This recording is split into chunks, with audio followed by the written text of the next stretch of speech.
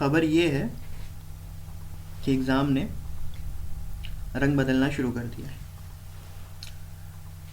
SSC CHSL 2016 का जो paper 7 तारीख को हुआ था, वो आते आते 10 तक कहीं ना कहीं थोड़ा सा मॉडरेट लेवल की तरफ बढ़ चुका है।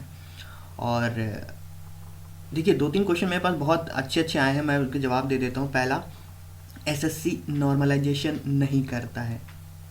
चाहे जितना हार्ड पेपर हो, चाहे जितना सरल पेपर हो, इट डजेंट मैटर। ठीक है, एसएससी कभी भी नॉर्मलाइजेशन नहीं करता है। ठीक है, एसएससी नॉर्मलाइजेशन नहीं करेगा। अगर पेपर आपका टफ आ रहा है तो ये आपकी किस्मत है। और आना शुरू हो गए हैं।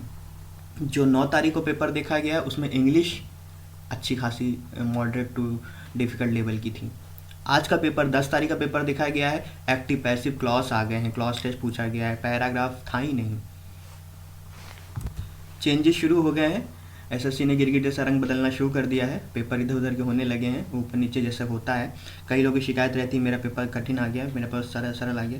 ये नाइंसाफ़ी एक तरह से, बहुत बड़ी नाइंसाफ़ी, क्योंकि ऐसा एक महीना पेपर चलना और किसी का पेपर टफ आ जाना, किसी का आसान आ जाना, थोड़ा बहुत ये थोड़ी सी नाइंसाफ़ी होती है। ऐसा नहीं होना चाहिए। इसके लिए नॉर्मलाइजेशन किया गया है, जो रेलवे और बैंक करता है, लेकिन एसएससी नहीं करता है, ना ही उसकी कोई उम्मीद है कि वो करेगा। फिलहाल 8, 9, 10 का एनालिसिस देखेंगे, क्या क्या आ रहा है, कैसे कैसे आ रहा है, क्या क्या चेंजेस हो गए हैं 7 से लेकर 10 तारीख को। आज के पेपर में, 10 तारीख के पेपर में काफ़ी कुछ चेंजेस देखे गए हैं। पेपर का लेवल थोड़ा बहुत बढ़ा है, और इंग्लिश में तो काफ़ी एक्टिव पैसिव और क्लॉज टेस्ट देखा गया है, डायरेक्ट इनडायरेक्ट भी आया है। ठीक है, तो काफ़ी कुछ चेंजेस हो रहे हैं। इसके लिए अगर आप आगे जा रहे हैं तो अलर्ट हो जाएं, क्योंकि ये सब चेंजेस आपके साथ भी हो सकते हैं। ठीक है, जल्दी जल्दी इस वीडियो को ख़त्म करें, वाइंड अप करेंगे, और जल्दी जल्दी एनालिसिस में आपको दिखा देता हूँ। वीडियो ज़्यादा लंबा नहीं करेंगे। उसके पहले अगर इस चैनल को आपने सब्सक्राइब नहीं किया है, please please please do subscribe guys education, क्योंकि यहाँ पे सब कुछ आपको मिल जाता है एक चैनल पे। ठीक है, चलिए पहले ओवरऑल एनालिसिस की बात कर लेते हैं। 8, 9 और 10 तीनों को मिला के मैं बना रहा हूँ। देखिए, 8 तारीख को जो पेपर था वो पेपर 7 तारीख जैसा ही था, लेकिन 9 तारीख को और 10 तारीख में डिफरेंस आया है। 9 तारीख को जो पेपर आया है उसमें इंग्लिश सुनने में आई है, टफ आई है, और जो मैथ जो आई है वो टाइम टेकिंग आई है। तो कहीं ना कहीं पेपर थोड़ा बहुत ऊपर नीचे होना शुरू हो गया है।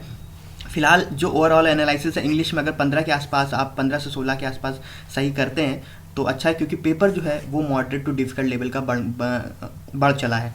क्वांटिटेटिव एप्टीट्यूड मैथ में 17 से 20, क्योंकि ये हो गया है अब टाइम टेकिंग। अब ये टाइम टेकिंग क्यों हो रहा है आगे हम डिस्कस करेंगे, टाइम टेकिंग क्यों हो रहा है। जनरल इंटेलिजेंस यहाँ से ईजी ज़रूर है, ईजी ज़रूर है, लेकिन कह रहे हैं 3 से 4 क्वेश्चन अभी भी बंदों को, कैंडिडेट को फंसा रहे हैं। तब भी 20 से 21 से 22 तक क्वेश्चन आप आराम से कर सकते हैं। इसमें कोई ज़्यादा हैक्टिक होने की ज़रूरत नहीं है, कोई अच्छा कुछ इशू नहीं आ रहा है। जनरल अवेयरनेस में 13 से 15 है। क्यों? क्योंकि कुछ क्वेश्चन जो है वो मॉडरेट है। मॉडरेट कौन से क्वेश्चन है? कहीं ना कहीं ऑथर पूछ लिया जा रहा है जो आपको पता नहीं होगा, कहीं ना कहीं करंट अफेयर से कुछ ऐसा सवाल आ जा रहा है जो आपने सुना नहीं होगा, और 2-3 चीज़ें नई आ रही हैं जो देखने को अक्सर कम मिलती हैं। वो है बायोलॉजी से कुछ क्वेश्चन डीप से पूछ लिए जा रहे हैं जो आपको नहीं पता, और फिजिक्स के जो क्वेश्चन आ रहे हैं कहीं ना कहीं वो न्यूमेरिकल बेस आ जा रहे हैं, तो वो भी कुछ ना कुछ नया लेके आ रहा है। इसकी वजह से एक प्रॉब्लम क्रिएट हो रही है, एक प्रॉब्लम बन रही है जनरल अवेयरनेस को सॉल्व करने में। तो कहीं ना कहीं जो अब तक 80 के ऊपर जा रहा था वो कहीं ना कहीं 75 के आसपास सिमट रहा है। टोटल अटैम्प्ट जो है, ऑन एन एवरेज अटैम्प्ट जो बात करने पे आ रहा है, कहीं ना पेपर इजी टू मॉडरेट था, अब मॉडरेट थोड़ा सा, अब अगर कहें 7 तारीख अब हम एनालिसिस कर चुके थे, 8 तारीख का एनालिसिस ठीक ठाक था। 9 और 10 की बात करें तो पेपर इजी टू मॉडरेट में अगर बात करें तो इजी जो है वो कहीं ना कहीं 50%, और मॉडरेट कहीं ना कहीं घिसक के फिर वो भी 50% जा रहा है। तो ये पेपर का लेवल 9 और 10 को अक्सर देखा गया है, और चेंजेस भी देखे गए हैं। क्या देखे गए हैं अभी मैं आपके डिस्कस करूँ आगे चल के। तो पेपर कहीं ना कहीं थोड़ा बहुत ऊपर नीचे हो रहा है, जिसकी वजह से कुछ ना कुछ थोड़ी बहुत प्रॉब्लम हो रही है। नॉर्मलाइजेशन नहीं होना है। अगर आपका पेपर टफ हो रहा है तो हार्ड लक। चलिए बात करेंगे मैथ की। मैथ सेक्शन की पहले देख लेंगे। मैथ सेक्शन में हो क्या रहा है, 7 और 8 को तो ठीक ठाक पेपर था, ठीक है, और 9 और 10 को जो पेपर आया है उसमें कुछ चीज़ें थोड़ी सी फॉर्मूला बेस्ड हैं। जैसे कुछ क्वेश्चन ट्रिग्नोमेट्री के देखे गए हैं, वो फॉर्मूला बेस्ड। अगर आपको फॉर्मूला पता है तो ही आप कर पाओगे, वरना नहीं कर पाओगे। कोई सॉल्व करने वाला ऐसा कुछ नहीं आया था। अलजेब्रा से भी क्वेश्चन थोड़े बहुत टेढ़े पूछ लिए गए हैं। क्वाड्रेटिक इक्वेशन से, अलजेब्रा से जो क्वाड्रेटिक से क्वेश्चन बनते हैं, अब वो क्वेश्चन पूछ लिए जा रहे हैं जिससे आपको थोड़ी सी प्रॉब्लम हो रही है। ज्योमेट्री का लेवल ऐसे ही ऊपर रहता है, वो वैसा ही है, 3 से 4 क्वेश्चन पूछे जा रहे हैं। नंबर सीरीज से 1 से 2 क्वेश्चन आ जा रहे हैं। स्पीड एंड डिस्टेंस से हालांकि 2 से 3 क्वेश्चन इसमें है। स्पीड एंड डिस्टेंस 2 बार लिखा हुआ है, इसको रिमूव करिए। बार एंड ग्राफ से क्या है कि बार एंड ग्राफ से क्वेश्चन जो आ रहे हैं वो प्रॉब्लम कहाँ क्रिएट कर रहे हैं, क्योंकि बार एंड ग्राफ का क्वेश्चन पूरा बार और ग्राफ आप देखोगे उससे एक क्वेश्चन आ रहा है, ठीक है। फिर आगे बढ़ोगे, फिर एक नया चार्ट होगा, नया बार होगा, फिर एक क्वेश्चन होगा। तो जो होता क्या था, हम लोग पहले बार या बार ग्राफ जो करते थे उसमें से एक क्वेश्चन देखा, उससे 4 या 5 क्वेश्चन हम लोग कर लेते थे। लेकिन इस बार ये हो रहा है कि हर ग्राफ के लिए एक नया क्वेश्चन है, हर नए चार्ट के लिए एक नया क्वेश्चन है। तो हाँ, आपको चार्ट फिर से पूरा रीड करना पड़ेगा, बार फिर से रीड करना पड़ेगा, और ये जो हो जा रहा है टाइम टेकिंग, और टाइम बहुत कंज्यूम कर रहा है। तो प्लीज़ अगर आप चार्ट को देखते स्टडी कर लेते हैं, पढ़ ले रहे हैं, समझ ले रहे हैं, तो ही सॉल्व करिए, उसमें उलझने की ज़रूरत नहीं है, क्योंकि ये टाइम ले लेगा। है वो एक ही क्वेश्चन 2 मार्क्स का, ठीक है। वो आपको 4 क्वेश्चन नहीं दे रहा, 8 मार्क्स नहीं दे रहा, वो एक ही क्वेश्चन है, 2 मार्क्स का है। अगर आप समझ जाते हो ठीक है, नहीं समझ रहे हैं तो प्लीज़ उसको वहीं छोड़ दीजिए।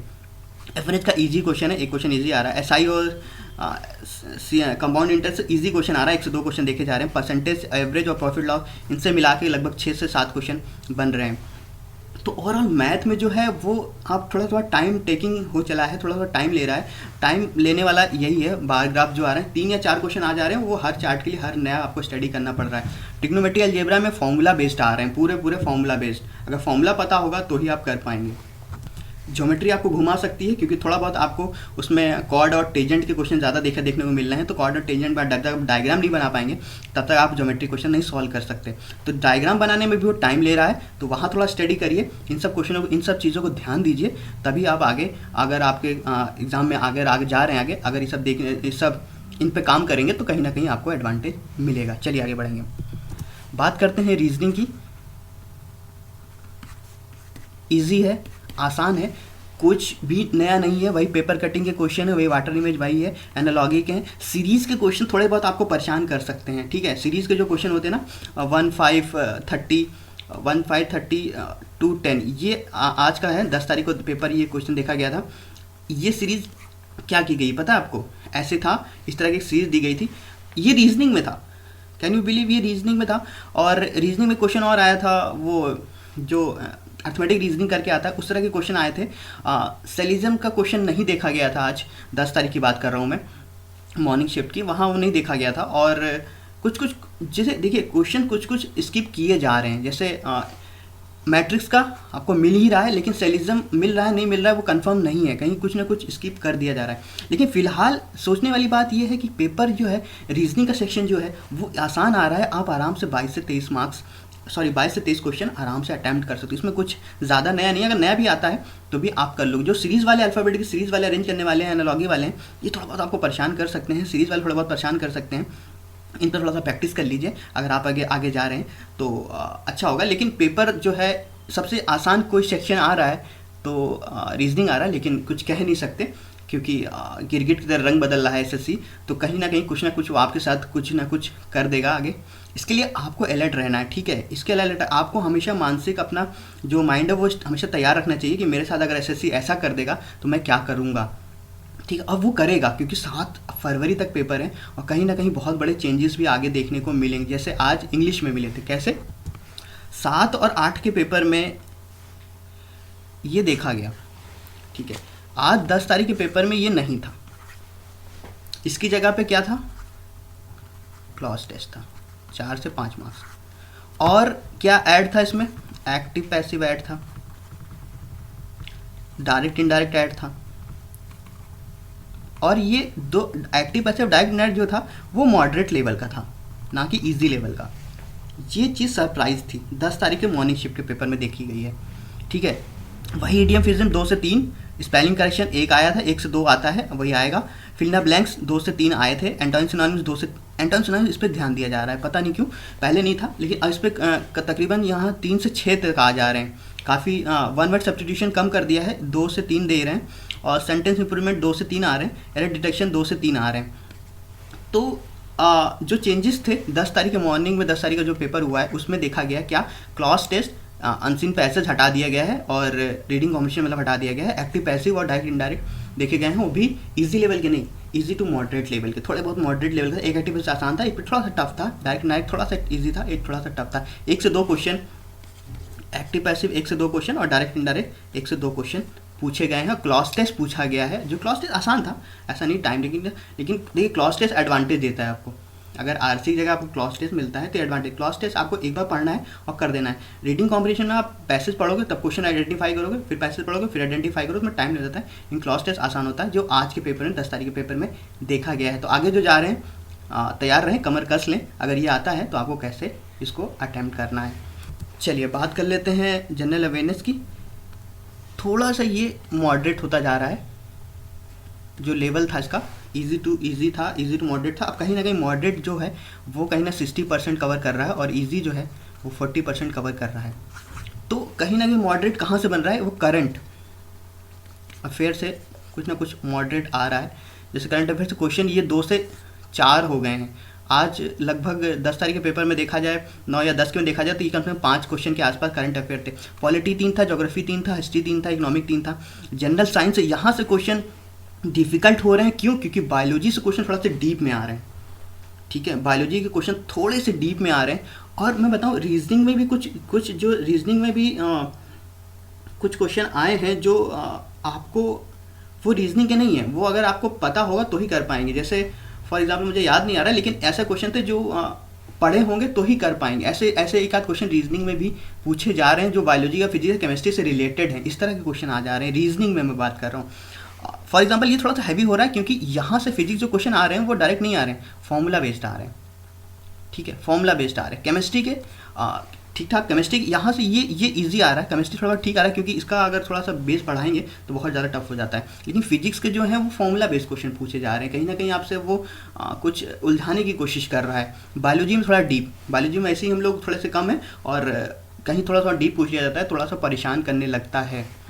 तो कहीं ना कहीं करंट और हमारी जनरल साइंस,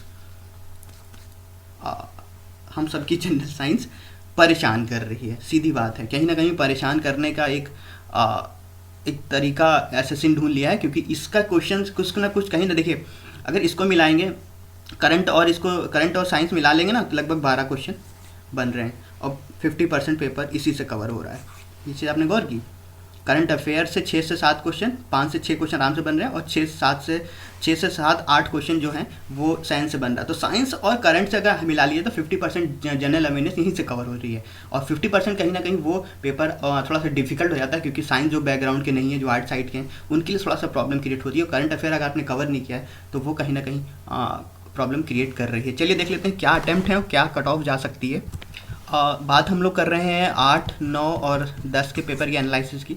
SSC CHS 2016 जो हो रहा है 2017 में। ठीक है, चलिए जनरल की बात कर लें। देखिए पेपर अब थोड़ा सा भारी होने लगा है, तो कहीं ना कहीं जो अटैम्प्ट की बात कर लें तो वो 75 के आसपास सिमट रहा है। और कट ऑफ अगर बात कर ली जाए तो अभी भी 130 के आसपास ही घूम रहा है। OBC की बात कर लें तो ये कुछ 70 के आसपास घूम रहा है और कट ऑफ जो है 125 के आसपास ही रोटेट कर रही है। SC की बात कर लें तो इनका 65 के आसपास अटैम्प्ट है और कट ऑफ जो है वो 110 से 115 के आसपास घूम रही है। ST की बात कर लें तो 60 से 55 से 60 के आसपास अटैम्प्ट है, जो कहीं ना कहीं कट ऑफ 105 से 100 के आसपास घूम रही है।